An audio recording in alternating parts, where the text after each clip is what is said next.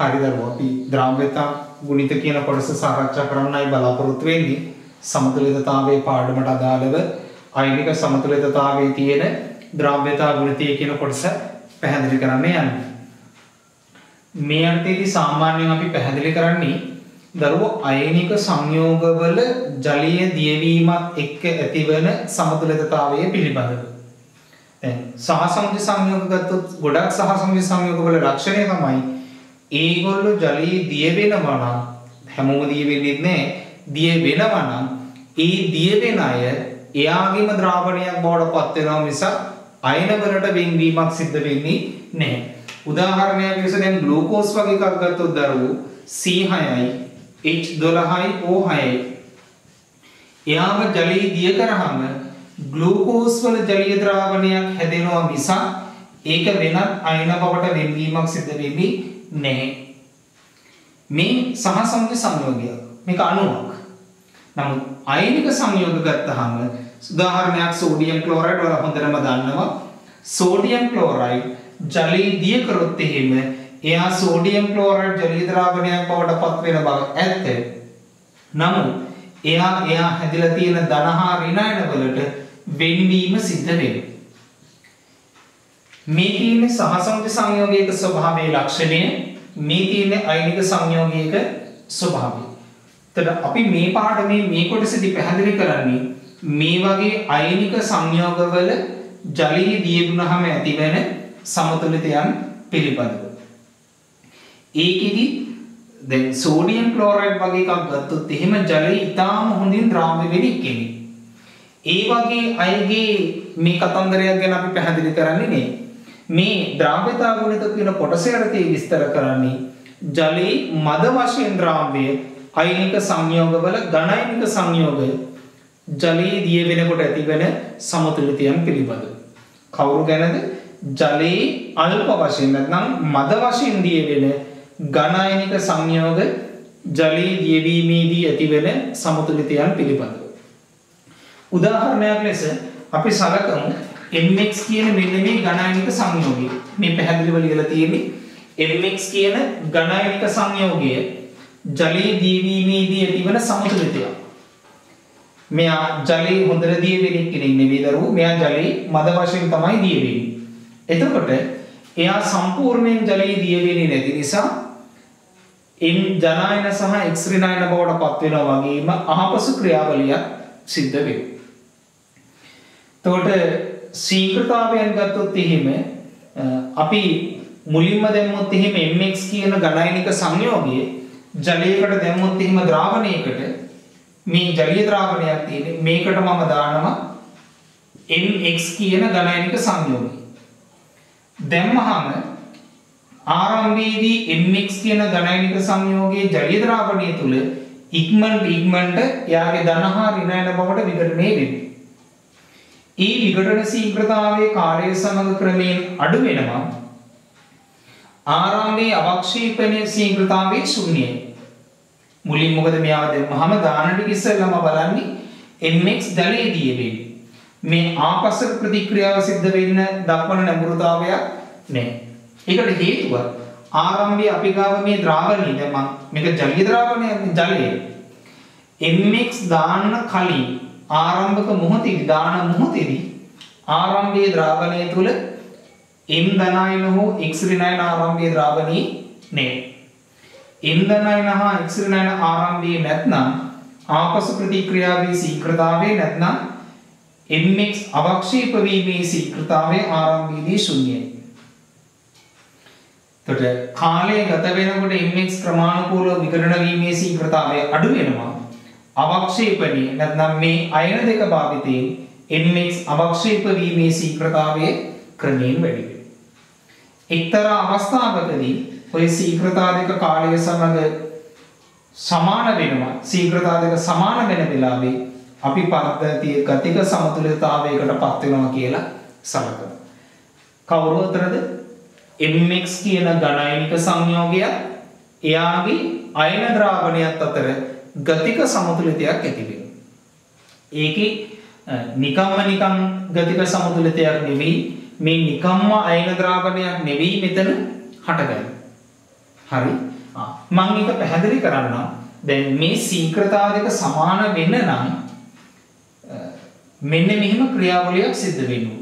මේ mx ජලයට දැම්මට පස්සේ එයා ජලීය ද්‍රාවණය තුල ක්‍රමානුකූලව විඝටනය වෙලා විඝටනයේදී වෙන්නේ ජලය තුල දිය වෙන එක. ඒ දියවීමේ ක්‍රියාවලිය එයා මේ ගතික සමතුලිතතාවයට පත් වෙනකොට එයා ද්‍රාවණය තුල දිය වෙන්න පුළුවන් යාගේ උපරිම ප්‍රමාණයකට ළඟා වෙනවා. ඒ ද්‍රාවණය තුල එයාට දිය වෙන්න පුළුවන් උපරිම ප්‍රමාණයකට ළඟා වුණාට පස්සේ තමයි ගතික සමතුලිතතාවයට පත් වෙන්නේ. මම ඒක මෙහෙම පැහැදිලි කරන්නම්කෝ දරුවෝ. මෙන්න මෙහෙම හිතන්නකෝ. එතකොට mx ඝනයිනික සංයෝගයයි අපි හිතමු මේ තියෙන mx කියන ඝනයිනික සංයෝගය මේ තියෙන්නේ එයාගේ ද්‍රාවණේ අයන ද්‍රාවණේ m+ සහ x- අයන ද්‍රාවණේ ඉන්නවා. හරි. දැන් එතකොට මම නිකන් උදාහරණයකට ගන්නම්. mx වලින් 5 දෙනෙක් විඝටනය වෙනවා. එහෙමත් නැත්නම් මේ ද්‍රාවණේ දිය වෙනවා. mx වලින් දිය වෙලා තමයි මේ අයන බවට පත් වෙන්නේ. mx වලින් 5 දෙනෙක් දිය වෙනකොට ඒ වගේම 5 දෙනෙක් mx බවට පත් වෙනවා ආපහු. ඒතර මෙහෙන් 5ක් දිය වෙනකොට මෙහෙන් 5ක් අවක්ෂේපණය වෙනවා. අන්න එහෙම වුණොත් තමයි එතකොට මේ 5 කියන්නේ මොකද්ද? ශීඝ්‍රතාවය. මෙයාගෙන් මෙයා අයන බවට නැත්නම් දිය වෙනවා 5ක් වෙනකොට මෙහින් මෙහාට 5 දෙනෙක් අවක්ෂේපණය වෙනවා. එහිම වෙන්නේ මේ ද්‍රාවණය තුල හොඳට හිතන්න දරුවෝ මේ mx කියන අයනික සංයෝගයේ මේ ද්‍රාවණේ දිය වෙන්න පුළුවන් උපරිම ප්‍රමාණය දිය වෙලා තියෙනවා. තව එකක්වත් දිය වෙන්න බැහැ. ඒ දිය වෙන්න බැරි නිසා මෙහින් 5 දෙනෙක් දිය වෙනකොට තව මේ ද්‍රාවණය තුල දිය වෙන්න බැරි නිසා ඒ දිය වෙන 5 දෙනාට දිය වෙන්න ඉඩ දෙන්නේ මෙහින් 5 දෙනෙක් අවක්ෂේපණය වෙනවා. පැහැදිලි? මේ ද්‍රාවණය තුල තව දිය වෙන්න පුළුවන් නම් 5 දෙනෙක් දිය වෙනකොට තව දිය වෙන්න පුළුවන් කියන්නේ දෙන්නෙක් තව දිය වෙලා මෙහෙන් මෙහාට අවක්ෂේපණය වෙන්නේ 3 දෙනා. ඒ තව දිය වෙන්න පුළුවන්. 5ක් දිය වුණාට දෙන්නෙක් දිය වෙනවා ඉතිරි 3 දෙනාට දිය වෙන්නේ බැරි නිසා අවක්ෂේපණය වෙනවා. එහෙම වුණොත් මේ ක්‍රියාවලිය දෙකේ ශීඝ්‍රතාව සමාන නැහැ. මේ ක්‍රියාවලිය දෙකේ දරුවෝ ශීඝ්‍රතාව දෙක සමාන වෙන්නේ ද්‍රාවණය තුල තව දිය වෙන්න බැරි නම් විතරයි. එහෙම වුණොත් විතරයි මේකින් මේකට එන 5 දෙනාම ඒ 5 දෙනා හරිය වෙන 5 දෙනෙක් හරිය අවක්ෂේපණය වෙනවා. ඒ කියන්නේ මේ ශීඝ්‍රතාව දෙක සමාන වෙන්න නම් මේ ද්‍රාවණය නිකම්ම අයන ද්‍රාවණයක් වෙන්න බෑ. මොකද්ද වෙන්න ඕනි? mx වල ද්‍රාවණයේ දිය වෙන්න පුළුවන් උපරිම ප්‍රමාණය මේ වෙනකොට දිය වෙලා තියෙන්න ඕනි. එහිම ද්‍රාවණයක් එක්කයි මෙන්න මේ ගතික සමතුලිතතාවයේ මේ මොහොතේ හටගන්නේ. පැහැදිලිද? එතකොට දැන් අපිට මේක විග්‍රහ කරගන්න පුළුවන්, සරල කරගන්න පුළුවන්. මේ ගතික සමතුලිතය ඇති වෙන්නේ කවුරු අතරද? ඝන අයනික සංයෝගයක් සහ එහි සම්තෘප්ත ජලීය ද්‍රාවණය අතර. මේ ද්‍රාවණය mx වල අයන වලින් සම්තෘප්ත වෙලා නැත්නම් ශීඝ්‍රතාව දෙක සමාන නැහැවත් ගතික සමතුලිතතාවයකටපත් වෙන්නේ නේ. ගතික සමතුලිත වෙනකොට ශීඝ්‍රතාව දෙක සමාන වෙන්නේ මේක සම්තෘප්ත අයන ද්‍රාවණයක් වුණොත් විතරයි. කාගේද? mx වල සම්තෘප්ත අයන ද්‍රාවණයක්. වෙන අයගේ සම්තෘප්ත ද්‍රාවණයක් වෙලා වැඩ නැහැ. පැහැදිලිද? එහෙනම් ඝනයිනික සංයෝගයක් සහ එහි සම්තෘප්ත ජලීය ද්‍රාවණය අතර ඇති වෙන ගතික සමතුලිතයන් පිළිබඳවයි අපි මේකෙදී සාකච්ඡා කරන්නේ. පාලදරුවෝ මීට කලින් පැහැදිලි කරගෙන තියෙනවා දන්නවා සාමාන්‍යයෙන් මේ රසායනික සමතුලිතතාවයක් ඇති වෙන්න මූලික අවශ්‍යතා කිහිපයක් තියෙනවා. මොනවාද? උෂ්ණත්වයේ නියත වෙන්න ඕනේ, සංවෘත පද්ධතියක වෙන්න ඕනේ. ඒ මූලික ලක්ෂණ අංග සියල්ලම සහිතව සිදුවන පද්ධතියක් මේක. එතකොට එවැනි පද්ධතියක මේ ඇතිවන සමතුලිතයට සමතුලිත නියත අපිට ලියන්න පුළුවන්. පැහැදිලිද? ඒ සමතුලිත නියත පැහැදිලි කරන එකට තමයි අපි කියන්නේ ද්‍රව්‍යතා ගුණිතය කියලා නියතයක් අපි ලියන්නේ. ද්‍රව්‍යතා ගුණිතයට කියන්නේ KSP කියලා. මේ නම කෙටි කරලා ලියන්නේ. ද්‍රව්‍යතා ගුණිත නියතය කියලා කියනවා නැත්නම් ද්‍රව්‍යතා ගුණිතය කියලා කියනවා. ඒක ලියන්නයි අපි ඉන්නේ. නැවතත් මම ඔයාලට මතක් කරන්නේ මේ සමතුලිතය ඇති කරන්නේ කවුද? සම්පූර්ණයෙන් දිය වෙන අය නෙවෙයි. ජලයේ මද වශයෙන් ද්‍රාව්‍ය ඝන අයනික සංයෝග සහ එහි සංතෘප්ත ජලීය ද්‍රාවණය අතර ඇතිවන ගතික සමතුලිතයන් පිළිබඳවයි අපි පැහැදිලි කරන්නේ. හරි. දැන් අපි උදාහරණයක් ලෙස අපේ මේ ඝන අයනික සංයෝගයේ mx කියලාම සලකමු. එතකොට මෙයාගේ අපි ඕනම සමතුලිතයකට ලියන පොදු සමතුලිත නියතය තමයි නියත උෂ්ණත්වයේදී Kc. Kc කියන්නේ ප්‍රතිඵලවල සාන්ද්‍රණ n- සාන්ද්‍රණයේ පළවෙනි බලයේ වාරයක් x- යන සාන්ද්‍රණයේ ස්ටොයිකියමෙටික සංගුණකයේ එකයි පළවෙනි බලය. බෙදීම ප්‍රතික්‍රියක mx ඝනයිනික සංයෝගයේ සාන්ද්‍රණය. හරි. ඔයාලට මතක ඇති අපි රසායනික සමතුලිතතාවය පැහැදිලි කරනකොට කියනවා ඝන ද්‍රව්‍යයක සාන්ද්‍රණයේ දල වශයෙන් නියතයක්. ඒ නියතයක් නිසාම ඝන ද්‍රව්‍යයේ සාන්ද්‍රණයේ සමතුලිත නියතයේ Kc එක අපි සම්බන්ධ කරලා මොනවද ලිව්වේ? විකාශිත සමතුලිතතාව නියත ලිව්වා. ඒ වගේ මේකත් ලියන්න පුළුවන් mx කියන්නේ ඝනයිනික සංයෝගයක්. ඒ නිසා ඝනයේ සාන්ද්‍රණයේ දල වශයෙන් නියතයක් ඒක ඔයාලා දන්නවා. මම මෙහෙම ලියන්නම්. ඝන ද්‍රව්‍ය වල සාන්ද්‍රණය දල වශයෙන් නියත බැවින්. ඒ නියත බැවින් තමයි Kc වලට මේව සම්බන්ධ කරේ. එතකොට මේ පැත්තේ ඉතුරු වෙන්නේ m+ අයන සාන්ද්‍රණයේ වාරයක් x- අයන සාන්ද්‍රණය. හරිද? Kc කියන්නේ නියතයක්. ඝනයේ සාන්ද්‍රණයේ නියතයක් නිසා මේකත් නියතයක්. නියතයක් නියතයකින් ගුණ කරාම එන්නේ අලුත් නියතයක්. ඒ නියතයට අපි ලියනවා මොකක් කියලාද? Ksp කියලා ලියනවා. m- සාන්ද්‍රණයේ මවුල සංගුණකයේ 1යි x- යන සාන්ද්‍රණයේ මවුල සංගුණකයේ 1යි. මේක තමයි දරුවෝ Ksp සඳහා ප්‍රකාශනය. Ksp මේ ලියන්නේ මොකද්ද? ද්‍රාව්‍යතා ගුණිතය. Ksp කියලා කියන්නේ ද්‍රාව්‍යතා ගුණිතය නැත්නම් ද්‍රාව්‍යතා ගුණිත නියතය කියලා අපි පැහැදිලි කරනවා. මේ ද්‍රාව්‍යතා ගුණිත කොටසේ පැහැදිලි කරන නියතය මේකයි. අපි සමතුලිත නියත ලියන ආකාරයට මේ Kc ලිව්වා. ඝනයක සාන්ද්‍රණීය නියතයක් නිසා ඒක Kc වලටම සම්බන්ධ කරලා මෙයත් නියතයක් නියතයක් නියතයකින් ගුණ කරාම එන අලුත් නියතයක් නිසා ඒක Ksp කියලා ලිව්වා. පැහැදිලිද? ඔයාලට අවශ්‍ය දේවල් ලියාගෙන සටහන් කරගෙන අපි ඊළඟ කාරණාවම පැහැදිලි කරන්න. කියන්නේ මේවා ලියනකොට නිකම්ම පළවෙනි බලය නෙවෙයි. මේ මම ලියලා තියෙන සමීකරණයේ මේවා සංගුණකය එක බැගින් නිසා මවුල සංගුණකයක් ආවේනේ. මෙතන මවුල සංගුණකයේ දෙක නම් මේකේ වර්ගයක් තියෙනවා. අපි Kc කියන්නේ හිම ස්ටොයිකියමෙටික සංගුණකයේ බලයට නංවනවා. ඒතර මේකෙ හිම ස්ටොයිකියමෙටික සංගුණකයක් නැති නිසා අපි පළවෙනි බලය අපි උදාහරණ ලියනකොට බලමු ඒ ස්ටොයිකියමෙටික සංගුණකයත් එක්ක ඒ ටික කොහොමද ලැබෙන්නේ කියලා. අවශ්‍ය දේවල් සටහන් කරගන්න.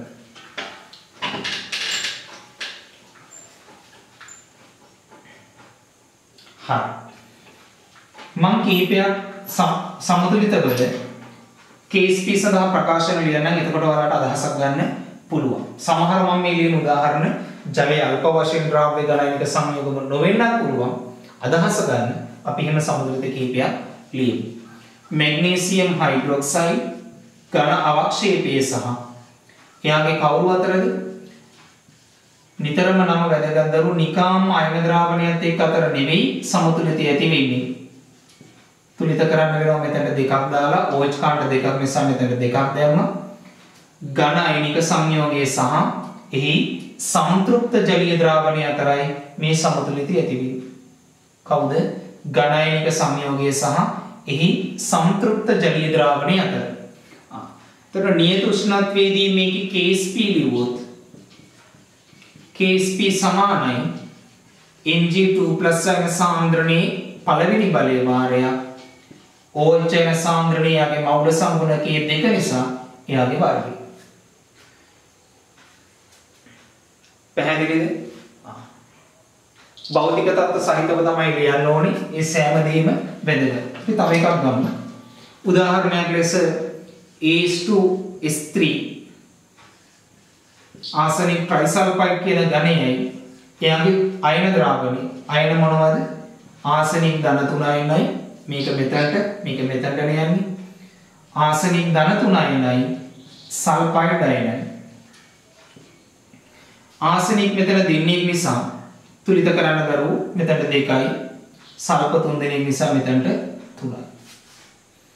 තුලිත සමීකරණය ලියා ගන්න ඕනේ. නැවත ඔයාලට මතක් කරන්නේ කවුරු අතරද? කණයිනික සංයෝගයක් එහි සම්ප්‍රයුක්ත ජලීය ද්‍රාවණයත් අතරයි මේ සමතුලිතය තියෙන්නේ. දැන් එතකොට මෙයාගේ නියත උෂ්ණත්වයේදී KSP ලිව්වොත් එහෙම KSP සමානයි ආසනික් ධන 3 යන සාන්ද්‍රණයේ එයාගේ මෞල සංගුණකේ වර්ගයක් තියෙන්නේ. සල්ෆයිඩ් වෙන සාන්ද්‍රණයේ එයාගේ මෞල සංගුණකයේ 3 වෙනි බලය. මේ ආකාරයට ප්‍රකාශන වෙනවා. තව එකක් අපි ලියමු. සාධාරණ සමතුලිතයක් ලියමු. සාධාරණ සමතුලිතයක් ලියුවොත් මෙහෙම. AM BN කියන ඝනයිනික සංයෝගය. AM BN කියන ඝනයිනික සංයෝගය සහ එයාගේ සම්ප්‍රයුක්ත ජලීය ද්‍රාවණය. කොහොමද දරුවෝ අයනගෙන් කරන්නේ? මම මේකෙත් මතක් කරා. මේක තියෙන්නේ මෙතන, මේක තියෙන්නේ මෙතන. Aද Bද ධනයිනි සූත්‍රයක මුලින් ලියන්නේ අපි කැටයිනි. ඒ නිසා A ධනයිනි එයාගේ ආරෝපණය තමයි මේක An+ අයනි. මේක තියෙන්නේ මෙයා ගාව. එයා තමයි ඍණයිනි Bm-. තුලිත කරන්න සමීකරණේ A වල m ප්‍රමාණයක් තියෙන නිසා මෙතනට n දාන්න වෙනවා. B වල n ප්‍රමාණයක් තියෙන නිසා මෙතනට n දාන්න වෙනවා. හරි. දැන් දරුවෝ නියත උෂ්ණත්වයේදී මේ සමතුලිතයේ KSP අගය ලියුවොත් කොහොමද ලියවෙන්නේ? An+ අයන වල මෞල සංගුණකයේ සිම්පල් m වාරයක් Bm- අයන වල එයාගේ මෞල සංගුණකයේ n වෙනි බලය. මේ ආකාරයට අපිට ලියන්න පුළුවන් KSP සඳහා ප්‍රකාශන. පැහැදිලිව තේරුම් ගන්න හැම විටම භෞතික තත්ත්ව ලියන්න ඕනේ තුලිත සමීකරණය ලියන්න. පැහැදිලිද? සාමාන්‍යයෙන් සෝඩියම් ක්ලෝරයිඩ් වගේ ජලය හොඳට දියවෙන අයනික සංයෝග වලට අපිට මෙහෙම ලියන්න බෑ. මෙහෙම ලියන්න පුළුවන් ජලයේ මද වශයෙන් ද්‍රාව්‍ය අපි කියන ඒවට විද්‍යුත් විච්ඡේදය කියලා. ජලයේ මද වශයෙන් ද්‍රාව්‍ය ඝනයිනික සංයෝග ජලයේ දිය වෙනකොට ඇතිවන සමතුලිතයන් වලටයි අපි මෙහිම ලියන්නේ. හරි. අපි තව සමතුලිතයක් අරගෙන බලමු. ප්‍රසිද්ධ උදාහරණයක් mercurous iodide HgI2 ඝන mercurous iodide සහ එයාගේ අයන. මේ සූත්‍රයේ තියෙන mercurous iodide මෙතනදී ලියන්නේ Hg2 කියන. mercurous iodide Hg+ කියලා අපිට ලියන්න පුළුවන්. නමුත් මතක තියාගන්න මෙතනදී අපි ලියන්නේ Hg2 කියලා. මොකද මේ විදිහට ලියුවොත් එතනට එන මෞල සංගුණකයත් එක්ක අපිට ප්‍රකාශනයේ වර්ධින නිසා mercurous iodide මෙතනදී ලියනකොට මේ විදිහටම ලියන්න ඔයා වග බලාගන්න. I- iodide තියෙන්නේ සමීකරණය අපි තුලිත කරමු. රසදිය තුලිතයි අයඩින් දෙන්නේ නිසා මේ පැත්තට දෙකයි. නියත උෂ්ණත්වයේදී KSP කොහොමද ලියන්නේ මෙයාගේ? KSP සමානයි අර ඝනයේ සාන්ද්‍රණ ඔක්කොම එකතු කරලා හදාගත්ත නිසා සම්ප්‍රයුක්ත ජලීය ද්‍රාවණයේ අයන ගුණිතය. මේ පැත්ත විතරයි ලියන්නේ Hg2 සම්ප්‍රයුක්ත ජලීය ද්‍රාවණයේ තියෙන අයන ගුණිතය. එයාගේ මෞල සංගුණකය 1යි. I- එයාගේ මෞල සංගුණකය 2යි. එයාගේ වර්ගයක් තියෙන්නේ. එයාගේ මෞල සංගුණකය 2යි. KSP සඳහා ප්‍රකාශන මේ ආකාරයට අපිට ලියන්න පැහැදිලිද? එතකොට ඔයාලට තව පැහැදිලි වීමක් වෙන්න වෙයි. අපි KC ලිව්වා වගේමයි KSP වල ඒකකයේ ගත්තොත් දරුවෝ මේ ලියවෙන පදවල සාමාන්‍ය මේ ලියන අයන සාන්ද්‍රණයනේ. සාන්ද්‍රණය ප්‍රකාශ කරන ප්‍රධානම ඒකකය මොකක්ද අපේ? ඝන ඩෙසිමීටරට මවුල. ඝන ඩෙසිමීටරට මවුල වලට අමතරව ප්‍රධානම ඒකකය ඝන ඩෙසිමීටරට මවුල තමයි. ඊට අමතරව අපිට උන්නා ඝන සෙන්ටිමීටරයට ග්‍රෑම්, ඝන ඩෙසිමීටරයට ග්‍රෑම් ආදී ඒකක වලින් සාන්ද්‍රණය කියන්න පුළුවන්. අපි උනට සුලභම සාන්ද්‍රණය කියන ඒකකය ඝන ඩෙසිමීටර මවුල. පැහැදිලිද? එතකොට මෙයා ඝන ඩෙසිමීටර මවුල ලිව්වහම මෙයා ඝන ඩෙසිමීටර මවුල ලිව්වහම මේකේ වර්ගයක් එක්කයි මේකේ ඝන ඩෙසිමීටර මවුල පදයයි මෙතන ලියවෙන ඝන ඩෙසිමීටර මවුල වල වර්ග පදයයි අනුව තමයි මෙයාගේ KSP වල ඒකකේ ඉන්නේ. ඒතර ඔයාලා තීරණය කරලා බලුවොත් මෙයාගේ ඒකකේ මොකද්ද වෙන්නේ? මෙතන ඝන ඩෙසිමීටර මවුල එක පදයයි මෙතන ඝන ඩෙසිමීටර මවුල පදයේ වර්ගයයි කියන්නේ මෙයාගේ KSP වල ඒකක ඝන ඩෙසිමීටර මවුල වල ඝනයක් හේවත් මෙන්න මෙහෙම එනවා. නැත්නම් අපිට ලියන්න පුළුවන් මවුල ඝණය dm ඍණ 9 කිය. බලන්න දරුවෝ මෙයාගේ KSP සඳහා ප්‍රකාශනය එතකොට මෙයා ඝන ඩෙසිමීටර මවුල පදයක් ඒකේ වර්ගයක් කියනවා මේක ඝන ඩෙසිමීටර මවුල එයාගේ ඝණයක් කියනවා. ඒතර මෙයාගේ වර්ග පදයයි මෙයාගේ ඝන ඩෙසිමීටර මවුල වල ඝණයයි මේකේ KSP වල ඒකකේ ඉන්නේ ඝන ඩෙසිමීටර මවුල වල 5 වෙනි බලය. එහෙම නැත්නම් අපිට ලියන්න පුළුවන් මවුල 5යි dm ඍණ 15යි කියලා. ඕගොල්ලන්ගේ රිසෝස් බුක් එකේ තියෙනවා මේ සාධාරණ උදාහරණෙම එහෙම ඕනම අවස්ථාවකට ගලපන්න ලියන්න පුළුවන් වෙන්න ඕනේ. ඒතර දැන් කියන්නේ මෙයාගේ එකක ගත්තොත් එහෙම ඝන ඩෙසිමීටර මවුල පදයක් තියෙනවා එයාගේ m වෙනි බලය මේකත් ඝන ඩෙසිමීටර මවුල වලින් දෙන සාන්ද්‍රණයක් ඒකෙත් n වෙනි බලයක් ඝන ඩෙසිමීටර මවුල n බලයයි ඝන ඩෙසිමීටර මවුල වල n බලයයි මෙයාගේ ඒකකය මොකක් කියලා දෙන්නේ ඝන ඩෙසිමීටරයට මවුල වල n ඝන n වෙනි බලය. පිටුනම් පද වැඩි කරලා ලියන්නත් පුළුවන් මේ කිලෝ වගේ මවුල වල n ඝන n වෙනි බලය dm ඍණ 3 n ඝන n වෙනි බලය. ඒතර ඔයාලට පැහැදිලි වෙනවා ඒ සමතුලිතයෙන් සමතුලිතයට එයාගේ KSP වල ඒකක වෙනස් වෙනවා. නිසා අපි ආදේශ කරනකොට KSP සඳහා එයාගේ මේ සාන්ද්‍රණ පදවල ඒකක ලියාගත්තොත් අපිට පැහැදිලිව KSP වල ඒකකය ලබා ගන්න පුළුවන්. KSP වලට සාමාන්‍යයෙන් ඒකකයක් නොලැබෙන්නේ නැහැ. මොකද අපිට KC වල ඒකක නොලැබිච්ච තැන් තිබුණා. KP වල ඒකක නොලැබිච්ච තැන් තිබුණා.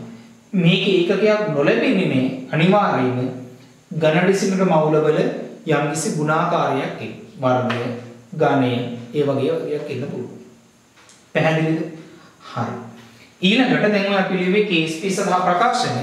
අපි තව ඉදිරි උදාහරණයකට අපිට මේක ලියන්න පුළුවන්. ඔයාලා මේ වීඩියෝ එකේදී මේ අවශ්‍ය දේවල් පෝස්ට් කරගෙන ඒ සමතුලිත වලට KSP ප්‍රකාශන ලියමින් ඉදිරි කොටස් වලට යන්න. නිසා වීඩියෝ එක පෝස්ට් කරලා මේ ලියපු සමතුලිත මේක දිහා බලාගෙන ලියන්නේ නැතුව තනියම ලියලා ලියන්න. මොකද අපි මේකත් එක්කම තමයි මේ පාඩමේ සියලු දේවල් ටික සිද්ධ කරන්නේ. පැහැදිලිද? ඔයාලා අවශ්‍ය දේවල් සඳහන් කරගන්නවා.